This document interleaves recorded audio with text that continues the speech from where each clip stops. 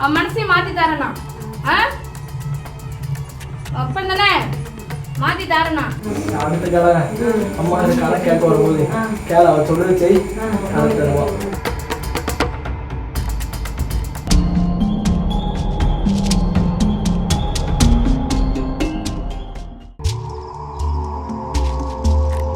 திருநெல்வேலியில இருக்கிற ஊர் தான் பாட்டப்பத்து. இங்கதான் ஹைகோர்ட் மகாராஜா இருப்பதா சொன்னாங்க. சுடலமாடன் சாமியத்தான் இங்க இருக்கிறவங்க ஹைகோர்ட் மகாராஜான்னு கூப்பிடுறாங்க. ஊருக்குள்ள நுழைஞ்சதுமே எந்த சிரமமும் இல்லாம ஹைகோர்ட் மகாராஜா இருக்கிற இடத்தை கண்டுபிடிக்க முடிஞ்சது. வீட்டு மாடியிலேயே கோவில் இருக்கிறதா சொன்னாங்க. வீட்டுக்குள்ள 3 சாமி சிலைகளை வச்சிருந்தாங்க. அதுல சடாமுடியோட நாக்க உக்கரமா வெளியே நீட்டிட்டு இருக்கிறத பார்த்ததுமே தெரிஞ்சுக்கிட்டேன், அது காளி. நடுவுல இருக்கிறது பேச்சியம்மன். அடுத்ததா இருக்கிறது தான் நாம பார்க்க வந்த ஹைகோர்ட் மகாராஜா. எங்க எல்லாம் சுடலமாடசாமி இருப்பாரோ அங்க எல்லாம் அவரோட தாய் பேச்சியம்மனும் கூடவே இருக்கிறது வழக்கம். அப்படித்தான் இங்கேயும் பேச்சியம்மனும் இருக்காங்க. இவங்க தான் பிச்சையம்மா.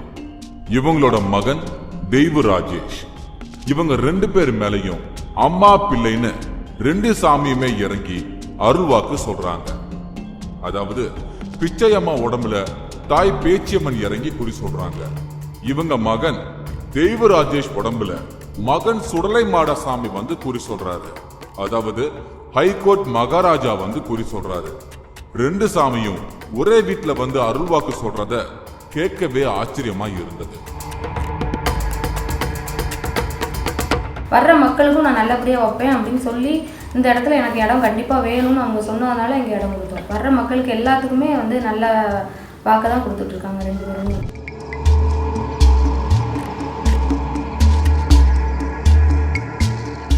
இவங்களோட குடும்ப வழக்கப்படி சுடலைமாட சாமிக்கு கணவருக்கு அப்புறம் இவங்களோட மகன் தான் பூஜை செய்யணும். அதனால இவங்களோட மகன் மேல சுடலமாடசாமி என்கிற ஹைகோர்ட் மகாராஜா இறங்கி இங்க பிரச்சனையோட வரவங்களுக்கு தீர்வு சொல்றாராம்.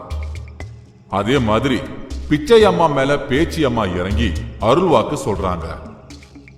நிறைய பக்தர்கள் தங்களோட பிரச்சனைகளை ஹைகோர்ட் மகாராஜாவும் பேச்சி அம்மனும் தீர்த்து வைப்பாங்கன்னு நம்பிக்கையோட இங்க வந்து காத்துக்கிட்டு இருக்காங்க.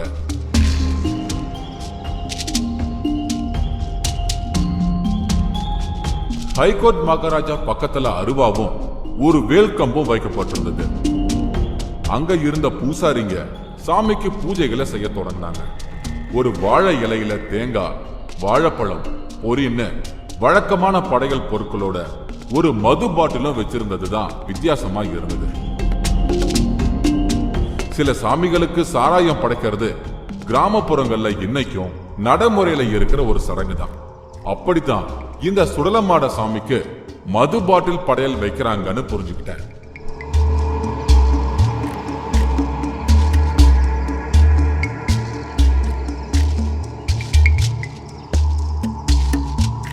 அங்க வந்திருந்தவங்க எல்லாரும் பயபக்தியோட பொறுமையா காத்துக்கிட்டு இருந்தாங்க. அங்க இருந்தவங்களோட முகத்துல தங்களோட கவலையை விட இங்க வந்ததால தங்களோட எல்லா பிரச்சனைகளுக்கும் தீர்வு வந்துடும் அப்படிங்கிற ஒரு நம்பிக்கை தான் அதிகமா தெரிஞ்சுது. பிரச்சனையோட இங்க வரவங்களுக்கு பெரும்பாலும் ஏதாவது ஒரு பரிகாரம் சொல்றாங்க. அதாவது பொங்கல் வைக்கிறதும் ஹைகோர்ட் மகாராஜாவுக்கு சுருட்டு வாங்கி வைக்கிறதும் தான் அந்த பரிகாரம்.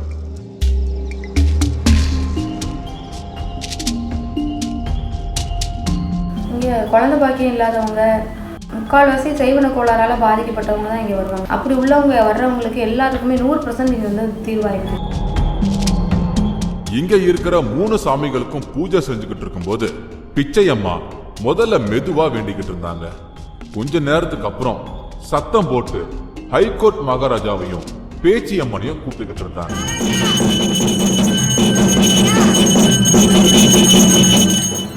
திடீர்னு வேகமா கட்டினாங்க.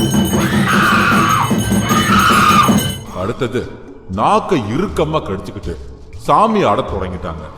அடுத்த நொடியே எல்லாருக்குமே தெரிஞ்சிடுச்சு வந்திருக்கிறது பேச்சியம்மன் தான்.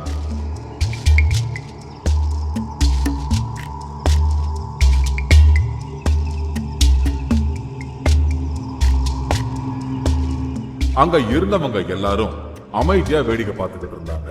பிச்சையம்மா கைய நீட்டி ஆடிக்கிட்டு இருந்தாங்க. அவங்க கையில வேப்பிலைய கொடுத்ததும் குச்சியோட இருந்த வேப்பிலைய ஆவேசமா வாயில போட்டு மெல்ல தொடங்கினாங்க.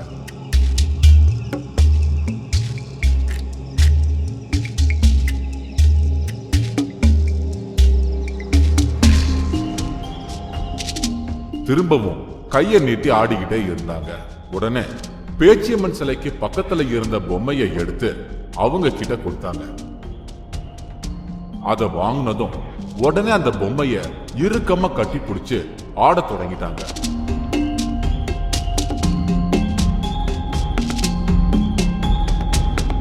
குழந்தைன்னா அவளுக்கு ரொம்ப பிடிக்கும். அவரோட பிள்ளையா வச்சு சொடலையை தான் அந்த பிள்ளையா வச்சு அவள் வந்து ஆடுவாள்.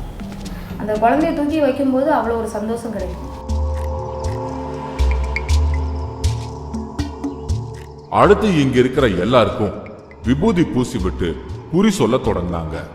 ஒவ்வொருத்தருக்கும் அவங்க வேண்டி வந்திருக்கிற காரணம் என்ன, அவங்களோட பிரச்சனை என்ன, அவங்களுடைய பிரச்சனை எத்தனை நாள்ல சரியாகும், இப்படி சொல்ல தொடங்கினாங்க. வந்திருந்த பக்தர்கள் ஒவ்வொருவரும் அவங்களோட காலில் விழுந்து வணங்கி பலன் கேட்க தயாரா இருந்தாங்க. பிச்சையம்மா கூட்டத்துல இருந்த ஒரு பொண்ணோட தலையில கைய வச்சு சாமி பக்கத்துல இழுத்துக்கிட்டு வந்தாங்க. இறுக்கமா அவங்களோட தலைமுடியை பிடிச்சுக்கிட்டு கண்ணை மூடி அவங்களுக்கு இருக்கக்கூடிய பிரச்சனைகளை சொல்ல தொடங்கினாங்க. தெரியும்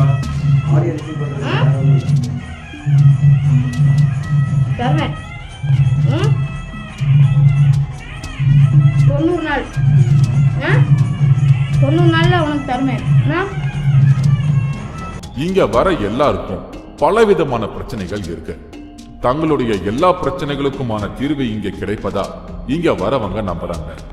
குறி கேட்க வரவங்க யாருமே தங்களுக்கு என்ன பிரச்சனைன்னு சொல்லாமலேயே பிச்சையம்மா அதை கண்டுபிடிச்சு சொல்லிடுறாங்க.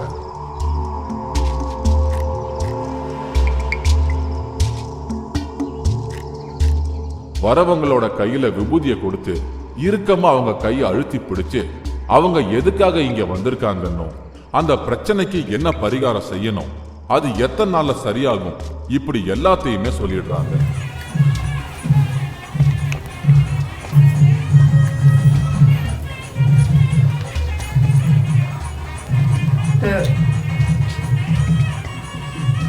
மலையாத மாத்தி காட்டி என்ன நம்பி வந்திருக்கேல்ல, தொடச்சு தாரே. கோளாறால முட்டி மோதி வந்திருக்க, தொடச்சு தாரே. மனசையும் மாத்தி தரேண்ணா. அப்பன் தானே மாத்தி தரேண்ணா. மனசு கவலைப்பட்டு இருக்கேல, அதனாலையும் இருக்குல்ல, நான் மாத்தி தாரேன். உன் வழிக்கு அவனை கொண்டு வரமா. எதுக்கு மனைத கவலைப்படாத, கதான வேணும், நான் மாத்தி தருவேன். ஒவ்வொருத்தருக்கா குறி சொல்லிக்கிட்டு இருக்கும் போது அங்க பலன் கேட்க வந்திருந்த ஒருத்தர் திடீர்னு சாமி வந்து கத்த தொடங்கிட்டாரு. அங்க இருந்த எல்லாருமே பயந்துட்டாங்க. தன்னை தனியா விடு அப்படின்னு பேச்சி அம்மா கிட்ட என்னென்னவோ பேசிக்கிட்டு இருந்தாரு. கடைசியா வேப்பிலைய கேட்டு வாங்கி சாப்பிட்டாரு. ஒரு வழியா அமைதியானாரு. சூழி போட்டு பார்க்கறது, லெட்டர் எழுதி வைக்கிறது, கைரேகம் மூலமா தீர்வு சொல்றது, இப்படி ஒவ்வொரு பிரச்சனைக்கும் 3 விதமான வழியில இவங்க தீர்வு சொல்றாங்க. சீட்டு எழுதி வைக்கிறதுங்கிறது ஆறுமுகமங்கலத்தில் பரம்பரையாக வழக்கத்தில் உள்ளது. அந்த சீட்டு எழுதி வச்சு அந்த அட்ரஸ் படி வச்சாங்க அப்படின்னா கண்டிப்பாக அது வந்து 100 பங்கு வந்து அது வந்து கரெக்டாக நடந்துடும். சின்ன வயசாக அங்கே போயிருக்கும்போதுமே ஒருத்தவங்களுக்கு தெரியாமல் எங்கள் சொந்தத்துலேருந்து வந்தவங்க பக்கத்து வீட்டில் வந்து இடத்துக்கு பிரச்சனை பண்ணுறாங்க அப்படின்னு சொல்லவும் எழுதி வைக்க சொன்னாங்க. அப்போ நான் தான் எழுதுகிறேன், எனக்கு விவரம் தெரியாத நான் எழுதுகிறேன். எழுதும்போது அவர் கை காலம் முடக்கணும், எனக்கு இடத்த தரணும் அப்படின்னு சொல்லி அவங்க எழுத சொல்கிறாங்க. நான் எழுதி நான் விளையாட்டு பக்கம் இது எங்கே நடக்க போகுது, இதெல்லாம் என்ன இது அப்படிலாம் எனக்கு சிரிப்பு வந்தது. அப்போல்லாம் ரொம்ப கிண்டல் பண்ணி சிரிச்சுட்டு வச்சுட்டு வந்தாச்சு. 41 நாளில் அவங்க வராங்க, பிராந்தி பாட்டில் வாங்கிட்டு வராங்க. என்னத்தை அப்படின்னு நான் கேட்குறேன். அந்த ஆள் கை காலெலாம் முடங்கி கிடக்காரு, எந்த பிரச்சனையும் வரல, என் இடத்த என்கிட்டே கொடுத்துட்டாரு அப்படின்னு சொல்லவும் அப்போ தான் எனக்கே தெரியுது இப்போ இது எழுதி வைக்கிறது எவ்வளோ உண்மை அப்படிங்கிறது நானும் அனுபவபூர்வமாக நினச்சது. சிலர்கிட்ட என்ன பிரச்சனைன்னு ஒரு பேப்பர்ல எழுதி கொடுக்க சொல்றாங்க. அந்த பேப்பர்ல பெயர், அட்ரஸ், என்ன பிரச்சனை, யாரால பிரச்சனை, இது எல்லாம் தெளிவா எழுதியிருக்கணும். அத பிச்சையம்மா ஹைகோர்ட் மகாராஜா முன்னால படிச்சு காட்டுறாங்க. அப்புறமா எழுதியிருக்கிற பேப்பரை ஹைகோர்ட் மகாராஜாவோட பாதத்துல வச்சிடுறாங்க.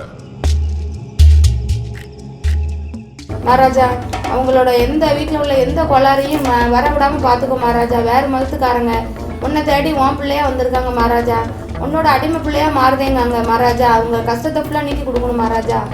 கொஞ்ச நேரம் அவங்களோட பிரச்சனைய தீவிரமா ஆராய்ஞ்சு எத்தனை நாள்ல சரியாகும்னு சொல்றாங்க. சில பேருக்கு கைரேகைய பார்த்ததும் அவங்களோட பிரச்சனைய என்னன்னு கண்டுபிடிச்சு சொல்லிடுறாங்க. யாரால நமக்கு தொல்லை இருக்கு, அவங்க என்ன செய்வன செஞ்சாங்க, எதுக்காக செஞ்சாங்க, இப்படி எல்லா விவரங்களையும் இவங்க தானா கண்டுபிடிச்சு சொல்றதுதான் ஆச்சரியமா இருந்தது. அது மட்டும் இல்லாம இங்க எல்லா மதத்தை சேர்ந்தவங்களும் வந்து போறாங்க அப்படிங்கறதும் ஆச்சரியத்தை ஏற்படுத்துச்சு.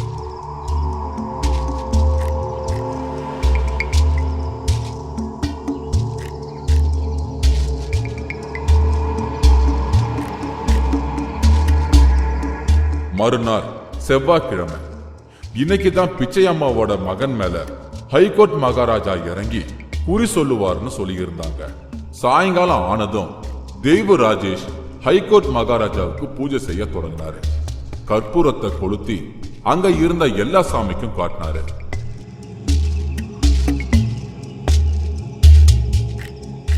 அவர் மேல ஹைகோர்ட் மகாராஜா வந்ததுக்கான அறிகுறி தெரிய ஆரம்பிச்சது.